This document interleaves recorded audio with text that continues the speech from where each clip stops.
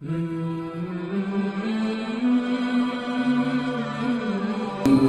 اللہ الرحمن الرحیم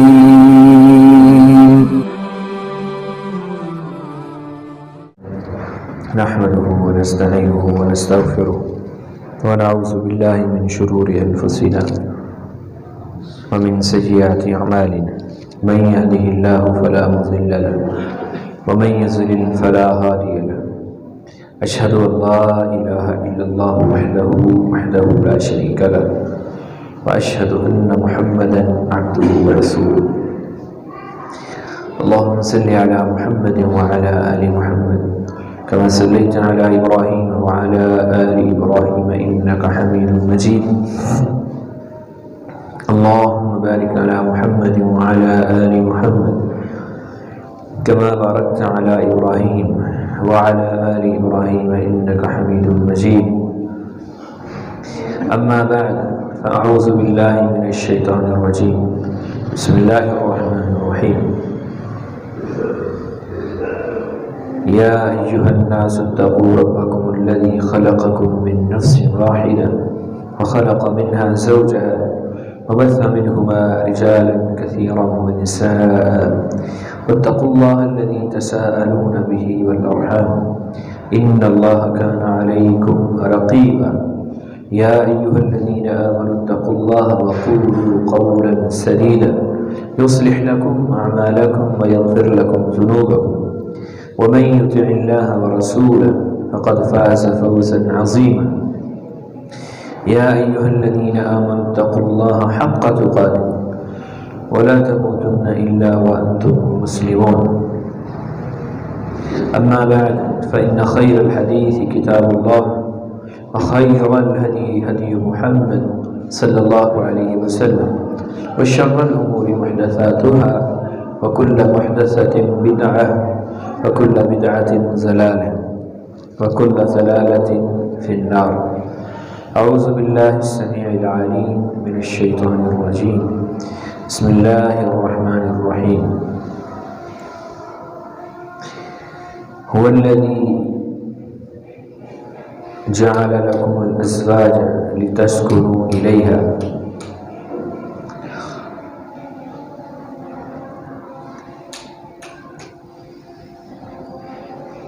ایک گھرانے کی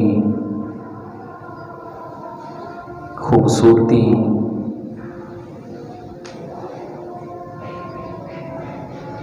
ایک گھرانے کے اندر جو امن پیدا کیا جا سکتا ہے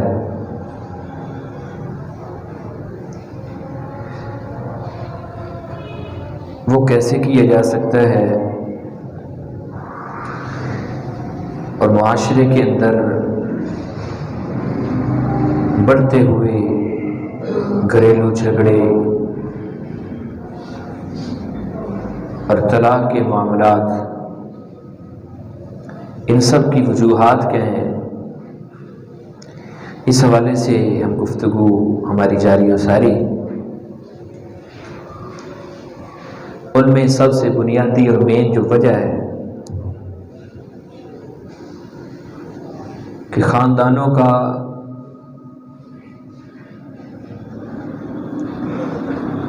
ان اصولوں سے ناواقفیت ہے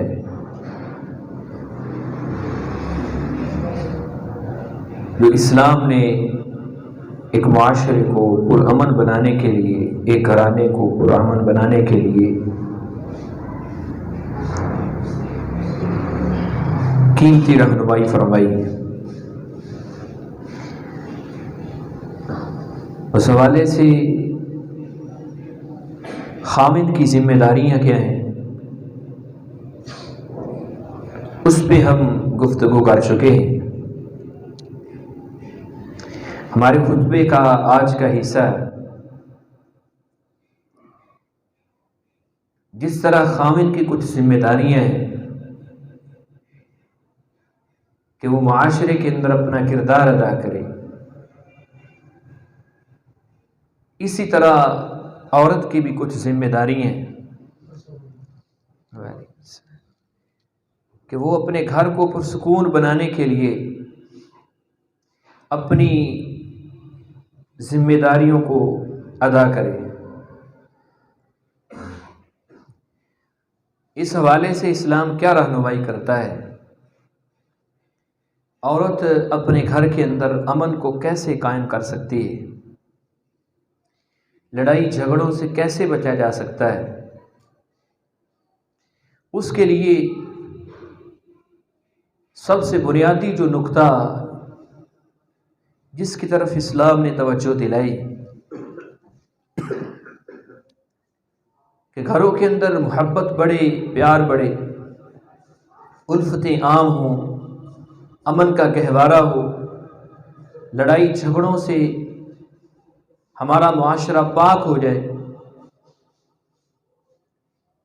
وہ یہ ہے کہ عورت کو جائز کاموں کے اندر اپنے خامد کا فرما بردار رہنے کا حکم دیا ہے۔ رسول اللہ صلی اللہ علیہ وسلم سے سوال کیا گیا، اللہ کے رسول صلی اللہ علیہ وسلم کون سی عورت افضل ہے، بہترین عورت کون سی ہے؟ اسلام نے کون سی عورت کو بہترین کہا ہے؟ رسول اللہ صلی اللہ علیہ وسلم نے رہنمائی فرمایا الذی تسرہ اذا نظر، کہ بہترین عورت وہ ہے کہ جب اس کا خاوند اس کی طرف دیکھے تو وہ اس کو خوش کر دے، اس کو تسکین ملے، اس کو سکون ملے۔ اور بات وہی ہے جو میں نے سابقہ خطبہ کے اندر بیان فرمائی تھی کہ خطبہ نکاح کے اندر جو قیمتی مقاصد بیان کیے ہیں، میں نے شروع کے اندر آیت پہ پڑھی کہ گھر کے اندر ایک سکون کا بول بالا ہو۔ جس طرح خامد کی یہ ذمہ داری ہے کہ وہ اپنے گھر والوں کے لیے سکون والا بنے، اپنے گھر والوں کے لیے ایسا کردار ادا کرے کہ گھر والے انتظار میں رہیں کہ خامد کب گھر لوٹتا ہے، بیوی اس انتظار میں رہے۔ اسی طرح بیوی کا بھی یہ کردار ہونا چاہیے کہ جب وہ کام کاج سے فارغ ہو، اس کی بیوی کا رویہ اپنے خامد کے ساتھ اس قدر اچھا ہونا چاہیے کہ جیسے ہی وہ کام سے فارغ ہو، اس کو ایک جستجو ہو کہ اب میں نے سکون حاصل کرنا ہے، اب میں نے آرام حاصل کرنا ہے۔ وہ سکون مجھے کہاں ملنا چاہیے؟ وہ سکون مجھے گھر کے اندر ملنا چاہیے۔ اور وہ سکون کیسا ہو، اس کی نشاندہی رسول اللہ صلی اللہ علیہ وسلم نے اس حدیث کے اندر بیان کی کہ بہترین عورت وہ ہے کہ جب اس کا خامد گھر آتا ہے، وہ اس کی طرف دیکھتا ہے، اس کو تسکین ملتی ہے، اس کو خوشی ملتی ہے۔ اور یاد رہیے کہ معاشرے کے اندر فساد کی ایک جڑ یہ بھی ہے کہ معاشرے کی عورت کا بناؤ سنگار، اس کی زینت یا تو شادیوں کے لیے یا رہ گئی ہے، یا اس نے جب گھر سے نکلنا ہو اس وقت اس نے اپنا بناؤ سنگار کرنا، جبکہ اصول کیا اسلام نے دیے؟ عورت کا بناؤ سنگار، عورت کی زینت اختیار کرنا وہ اس وقت ہونی چاہیے کہ جب اس کا خامد گھر کے اندر لوٹتا ہے، اس کو اپنے آپ کو خوبصورت بنا کر رکھنا ہے۔ اس کا مطلب یہی ہے کہ اس کے چہرے کے اوپر مسکراہٹیں ہوں، وگرنہ ایسا نہ ہو کہ خامد جیسے ہی گھر کے اندر اپنے کام کاج سے فارغ ہوئے، وہ صبح سے لے کر شام تک وہ اپنے گاہکوں کے ساتھ سر کھپاتا ہے، اور وہاں پر ایسے بھی گاہک آتے ہیں جن کے پاس پتہ نہیں یہ نظریہ کہاں سے آگے ہے۔ اسلام نے تو ایسا نظریہ نہیں دیا، کہتے ہیں کہ دکاندار کے ساتھ اتنا سر کھپاؤ کہ اس کو پسینہ آ جائے۔ ایسے بھی گاہک آتے ہیں۔ اس نے سارا دن محنت کرنی ہے، اس نے سارا دن مزدوری کرنی ہے، اس نے سارا دن دکان چلانی ہے، اس نے سارا دن دھوپ کے اندر اپنے گھر کے ماحول کو، اپنے بیوی بچوں کا خرچ پورا کرنے کے لیے اس نے تگ و دو کرنی ہے، اس نے محنت کرنی ہے۔ جب وہ شام کو گھر واپس آتا ہے تو گھر تو اللہ رب العزت نے اس لیے بنائے کہ وہاں پر سکون ملے، لیکن جب خاوند گھر کے اندر آئے تو آگے سے بیوی کا رویہ اس انداز سے اگر ہو کہ اس کے سر کو مزید درد شروع ہو جائے، اس کا رویہ اس انداز کے ساتھ ہو کہ وہ بیچارہ مزید پریشان ہو، اس کی ڈیمانڈ اور اس کے مطالبات اس قدر زیادہ ہوں کہ خاوند خواہش کرے کہ میں گھر کے اندر نہ ہی آتا تو اچھا تھا، یہ ایک نیک عورت کا رویہ نہیں ہونا چاہیے۔ رسول اللہ صلی اللہ علیہ وسلم نے کیا فرمایا؟ جب وہ اس کی طرف دیکھے تو اس کو خوش کر دے۔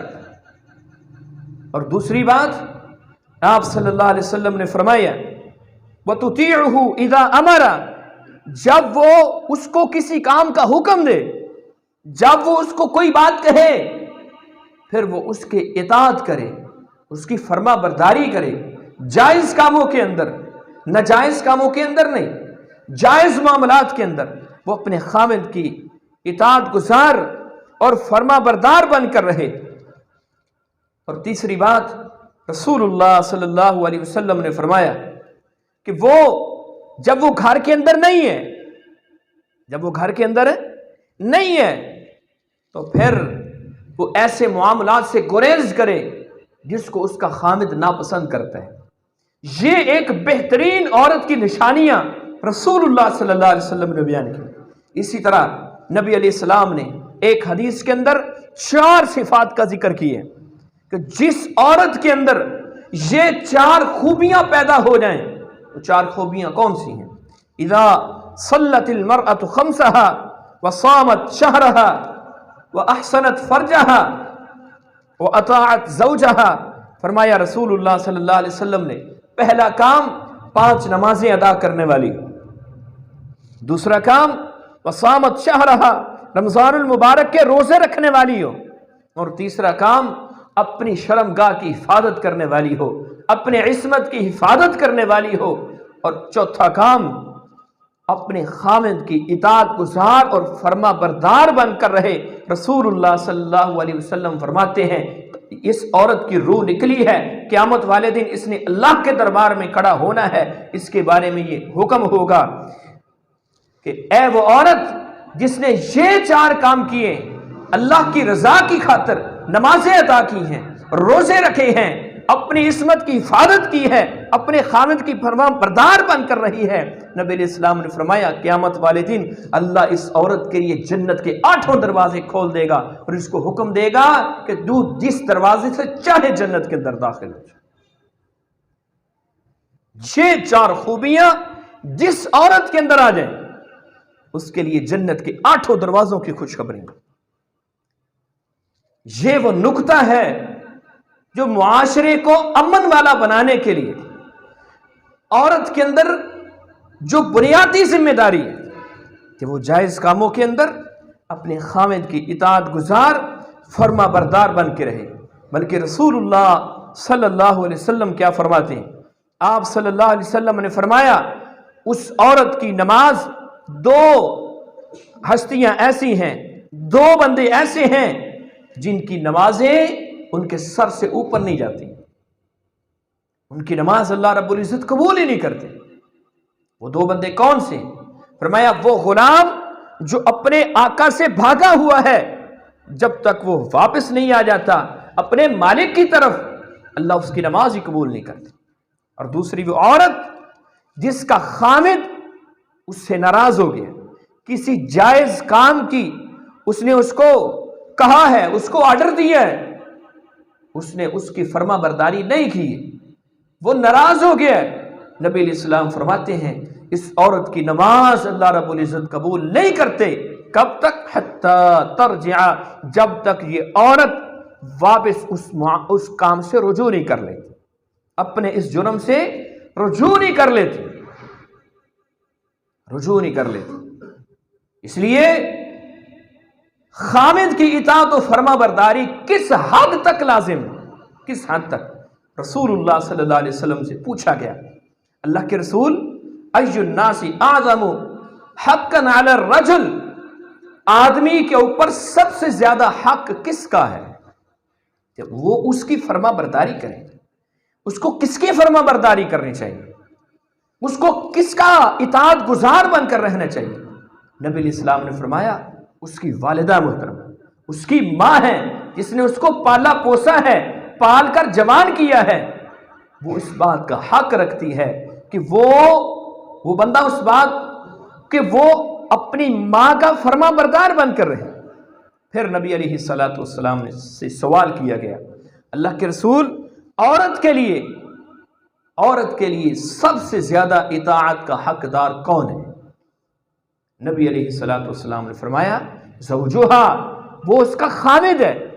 اس حد تک رسول اللہ صلی اللہ علیہ وسلم نے عورت کو اپنے خامد کا فرما بردار بننے کا حکم دیے. وہ عورت جس کا باپ بیمار ہو گیا تھا, اس کو بھیجا گیا کہ جاؤ, اس کے پیغام بھجوایا گیا, اس کو بتا کر آؤ تیرا باپ بیمار ہو گیا.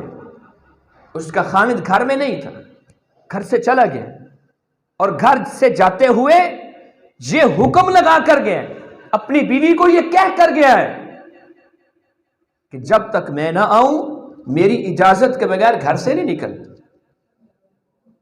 اس نے کہا میرا خامد مجھے روک کر گیا, میں گھر سے نہیں نکل سکتی. دوسری دفعہ پھر پیغام آیا کہ اب تمہارا باپ وہ تو موت و حیات کی کشمکش میں پہنچ چکا ہے, اس کی یہ خواہش ہے, وہ بار بار پیغام بھیج رہے کہ ایک ملاقات میری بیٹی مجھ سے آ کر لے. اس نے پھر وہی الفاظ دہرائے کہ میرا خامد مجھے روک کر گیا ہے, خامد مجھے روک کر گیا ہے. تیسری پھر دوبارہ پھر کہا گیا, حتیٰ کہ اس کے باپ کی روح پرواز کر جاتی. باپ کی روح, باپ فوت ہو گیا. کہا گیا اب تو اپنے باپ کا ایک دفعہ منہ ہی آ کر دیکھ لو. اس نے پھر وہی الفاظ دہرائے, میرا خامد مجھے روک کر گیا. ہاں ایک حل ہے,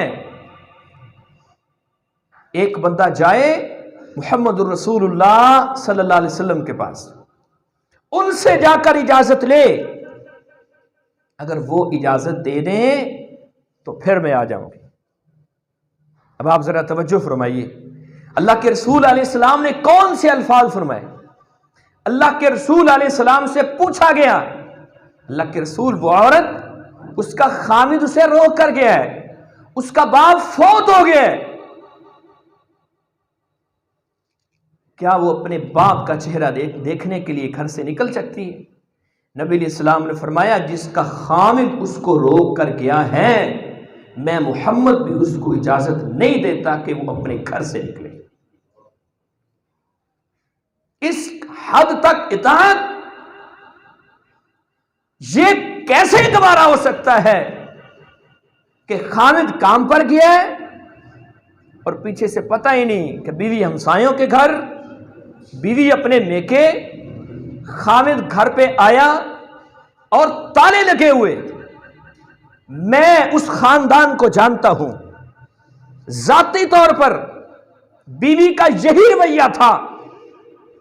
اس کا خامد ایک ٹیچر تھا اور ساتھ ڈسپینسر بھی تھا. جب وہ گھر کے اندر دوبارہ لوٹتا, گھر پہ تالا لگا ہوا, اور بیوی کبھی کسی ہمسائے کے گھر, کبھی کسی ہمسائے کے گھر. نتیجہ کہاں تک پہنچا, جب ایک بندے کو اپنے بیوی کی طرف سے سکون ہی نہیں ہے, جب اس نے گھر لوٹنا ہے, نیت کیا لے کر کہ مجھے گھر کے اندر سکون ملے, اور آگے گھر کو تالا لگا ہوا ہے, اس کو پریشانی ہے. نتیجہ کیا نکلا؟ نتیجہ یہ نکلا کہ بیوی کی طرف سے یہ بے رخی, بے احتیاطی کا نتیجہ یہ نکلا کہ اس خامد نے دوسری شادی کی اور اس عورت کو طلاق دے کر اس کو گھر سے نکال دی. وجہ کیا ہے؟ وجہ وہی ہے کہ خامد کے لیے سب سے زیادہ بیوی اپنے خامد کی اطاعت گزار اور فرما بردار بن کر رہے. اسی طرح اسلام نے یہ ایک اصول دیا ہے کہ عورت کو جس حد تک وہ کر سکتی ہیں خود اپنے ہاتھوں سے اپنے خامد کی خدمت کریں. اپنے ہاتھوں سے خادم رکھنے میں، گھر کے اندر کوئی نوکر وغیرہ رکھنے میں قباحت نہیں ہے، لیکن جہاں تک کھانے کے معاملات ہیں، خامد کی خدمت کے معاملات ہیں، وہ عورت کو اپنے ہاتھ سے ادا کرنے چاہیے. رسول اللہ صلی اللہ علیہ وسلم سے آپ کے پاس ایک عورت آئی. آپ نے اس سے پوچھا کہ تیرا خامد ہے؟ جی اللہ کے رسول خامد تو ہے. فرمایا تیرا اس کے ساتھ رویہ کیسا ہے؟ نبی علیہ السلام اس عورت نے کہنے لگی اللہ کے رسول میں نے ہر ممکن اپنے خامد کی ہر بات کو مانتی ہوں. نبی علیہ السلام نے کیا فرمایا؟ آپ نے فرمایا فانظری این انت منہ، تو دیکھ تو کہاں پہ کھڑی ہے. فانما هو جنتک ونارک، یاد رکھ تیرا خامد تیرے لیے جنت بھی ہے اور تیرے لیے جہنم بھی. کیا مطلب؟ فرما برداری کر کے رہو گی، جائز کاموں کے اندر اطاعت کرو گی، خامد کی خدمت گزار بن کر رہو گی، تو تیرے لیے اللہ رب العزت نے جنت کو لکھ دیے. اور اگر ایسا نہیں ہے تو پھر نبی علیہ الصلوۃ والسلام نے فرمایا میں نے جہنم کے اندر عورتوں کی کثرت کو دیکھا ہے، کثرت کو. سوال کیا گیا اللہ کے رسول اس کی وجہ کیا ہے؟ وجہ کیا ہے؟ نبی علیہ السلام نے فرمایا ان کی ناشکری کرنا. ناشکری کس سے ناشکری؟ اللہ کی؟ فرمایا نہیں، وہ اپنے خامد کی ناشکری ہو. اور آپ نے وضاحت فرمائی بعض عورتوں کا رویہ اس قدر ہوتا ہے، فرمایا کہ اگر ان کے ساتھ ان کا خامد ایک زمانے تک نیکی کرتا رہے، لیکن ایک دفعہ کہیں کوئی غلطی ہو جائے، کہتی میں نے تیرے گھر کے اندر کبھی سکون کو دیکھا ہی نہیں. حدیث کے الفاظ ما رأیت من کا خیرن قط، میں نے تم سے کبھی بھی خیر نہیں دیکھی، پچھلی ساریاں نیکی ضائع. اس وجہ سے میں نے جہنم کے اندر عورتوں کی کثرت دیکھی. ناول نہیں ہے کوئی، یہ کسی عام بندے کا قول نہیں ہے، یہ کسی عام بندے کی بات نہیں ہے، محمد الرسول اللہ صلی اللہ علیہ وسلم کا فرمان ہے. جو عورت اپنے خامد کی ہر ممکن خادم بن جاتی ہے، اپنے ہاتھوں سے خدمت کرتی ہے، رسول اللہ صلی اللہ علیہ وسلم نے تعلیمات کیا دی. آپ کے پاس آئے تھے نا سیدہ فاطمہ رضی اللہ تعالی عنہ، سیدنا علی المرتضی رضی اللہ تعالی عنہ آئے اور شرم کے مارے بات نہ کی، واپس چلے گئے. والدین کو اللہ رب العزت نے یہ ایک ملکہ دیا ہوتا ہے. اللہ رب العزت سب کے والدین کو سلامت رکھے. ان کو اللہ رب العزت نے یہ اتنا تجربہ دیا ہوتا ہے، آپ جتنا مرضی اپنے غم کو چھپائیں، آپ کی پریشانی کو آپ کے چہرے سے دیکھ لیتے. یہ اللہ رب العزت نے ان کو یہ اتنی تربیت دی ہوتی ہے. رسول اللہ صلی اللہ علیہ وسلم آئے، حضرت علی حضرت فاطمہ رضی اللہ تعالیٰ ویسے ہی واپس چلے گئے. رسول اللہ صلی اللہ علیہ وسلم پیچھے پیچھے گئے. آپ نے کہا مجھے لگتا ہے تم سوال کرنے آئے تھے، سوال نہیں کیا. کہ اللہ کے رسول، سیدہ فاطمہ فرمانے لگی اللہ کے رسول میں پانی اٹھا کر لاتی ہوں، میں چکی چلاتی ہوں، تھک جاتی ہوں، پانی اٹھا اٹھا کر لا کر میرے کندھوں کے اوپر نشان بن گئے. اللہ کے رسول خادم آئے آپ کے پاس، کوئی ایک خادم ہمیں بھی دے دیں. کہ میں ان سے اس خادم سے یہ کام لے سکوں. رسول اللہ صلی اللہ علیہ وسلم نے دیا نہیں. آپ نے کیا فرمایا؟ آپ صلی اللہ علیہ وسلم نے کیا فرمایا؟ آپ نے فرمایا تم اپنے خاوند کی خدمت کرو، اس کی اطاعت کرو. ہاں میں تمہیں ایک ایسی بات بتاتا ہوں جو خادم سے بھی کئی گنا بہتر ہے. کیا فرمایا؟ نبی علیہ السلام نے فرمایا جب تم اپنے بستر کے اوپر لیٹو تو 33 مرتبہ سبحان اللہ، 33 مرتبہ الحمدللہ، 34 مرتبہ اللہ اکبر کہہ کے سو جایا کرو. اللہ تمہارے دن بھر کی ساری تھکاوٹوں کو ختم کر دے. یہ تربیت دی ہے رسول اللہ صلی اللہ علیہ وسلم نے. اور وہ بھی ایک عورت تھی، اللہ کے رسول علیہ الصلوۃ والسلام کے ساتھ نکاح. آپ ساری زندگی اپنی اس بیوی کی وفاؤں کو نہیں بھلا سکے، ساری زندگی. جب آپ سے پوچھا گیا عورتوں میں سے سب سے زیادہ محبت کس سے ہے، آپ نے سیدہ عائشہ کا نام لیا تھا. لیکن اس کے باوجود سیدہ فرماتی ہیں اللہ کے رسول جب بھی کبھی وفا کی بات آتی، جب بھی کبھی خیر کی بات آتی،